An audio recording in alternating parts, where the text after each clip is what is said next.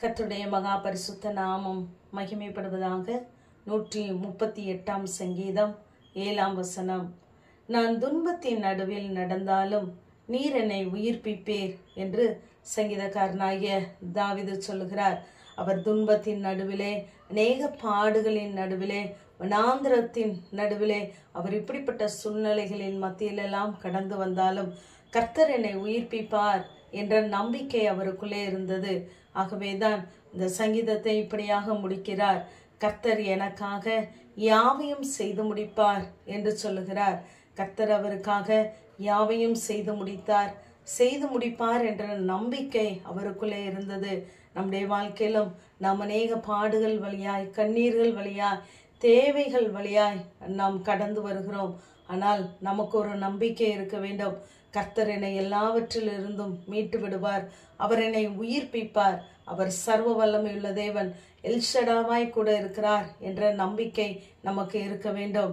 இதே சங்கீதம் 3 நான் கூப்பிட்ட நாளிலே எனக்கு மறு உத்தரவு அருளினீர், என் ஆத்துமாவிலே பலன் தந்து என்னை தைரியப்படுத்தினீர் என்று சங்கீதக்காரன் சொல்கிறார். நாம் அநேக நேரங்களிலே ஆபத்து நம்மை சூழ்ந்து கொள்ளும் பொழுது, துன்பம் நம்மை சூழ்ந்து கொள்ளும் பொழுது நாம் மறு உத்தரவு தருகிற தேவனை நோக்கி பார்க்காமல் நாம் சோர்ந்து போகிறோம். ஆகவே நம்முடைய ஆத்துமாவிலும் பலன் இல்லாமல் சோர்ந்து போகிறது.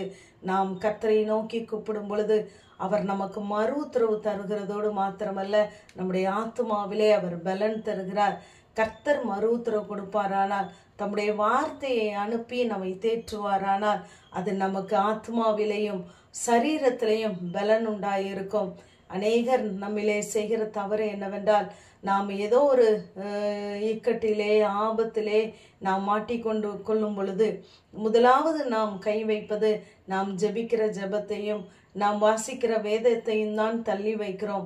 மற்ற காரியங்களெல்லாம் நமக்கு சுமூகமாக நடந்து கொண்டு இருக்கிறது. ஆனால் கர்த்தரை அறிந்தவர்கள், கர்த்தருடைய பிள்ளைகளாகிய நாம் மற்றவைகளையெல்லாம் ஒதுக்கி தள்ளி வைத்துவிட்டு கர்த்தருடைய சமூகத்தை நாம் நாடுவோம். ஏனென்றால் அவரிடத்திலிருந்து ஒரு மறு உத்தரவு வருமானால் நிச்சயமாகவே அது நம்முடைய வாழ்க்கையை உயிர்ப்பிக்கும், நம்முடைய ஆவி, ஆத்மா, சரீரத்தை பலப்படுத்தும். ஆகவே நாம் அப்படிப்பட்ட சூழ்நிலையின் மத்தியிலே தேவ சமூகத்தை மாத்திரம் நோக்கி பார்ப்போம். இங்கு யோனாவை குறித்து நாம் பார்க்கும் பொழுது, யோனா 2 மீனின் வயிற்றிலிருந்து யோனா தன் தேவனாகிய கர்த்தரை நோக்கி விண்ணப்பம் பண்ணினானாம். அங்கிருந்து அவன் கூப்பிடும் பொழுது கர்த்தர் மறு உத்தரவு அருளினார் என்று சொல்லுகிறார். அவர் தப்பி பிழைப்பதற்கு அங்கு வேறு வழி இல்லை. அப்படிப்பட்ட துன்பத்தின் நடுவிலே இருக்கும் பொழுது தேவனாகிய கர்த்தரை நோக்கி கூப்பிட்டார். அப்பொழுது கூட தேவன் அவருடைய சத்தத்தை கேட்டார். அவர் தன்னுடைய நிலையிலிருந்து ஓடி போனவன் தான். ஆனாலும் கூப்பிடும் பொழுது கர்த்தர் அவனுடைய சத்தத்தை கேட்டு மறு உத்தரவு அருளினார்.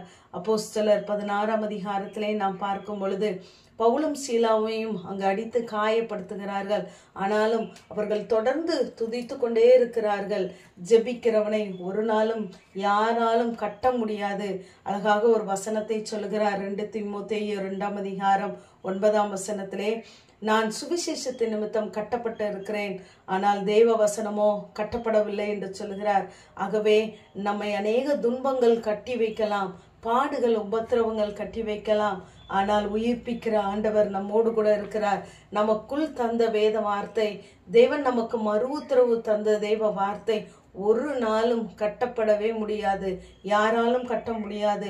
ஆகவே அந்த தேவனை நோக்கி நாம் பார்ப்போம். நம்மை உயிர்ப்பிக்கிறவர், நம்மை மறுபடியும் சீர்படுத்துகிறவர், ஸ்திரப்படுத்துகிறவர், நிலைநிறுத்துகிறவர் நம்மோடு கூட இருக்கிறார். நமக்காக யாவையும் செய்து முடிக்கிறவர், நம்முடைய ஆத்மாவிலே பலன் தந்து நம்மை தைரியப்படுத்துகிறவர் நம்மோடு கூட இருக்கிறார்.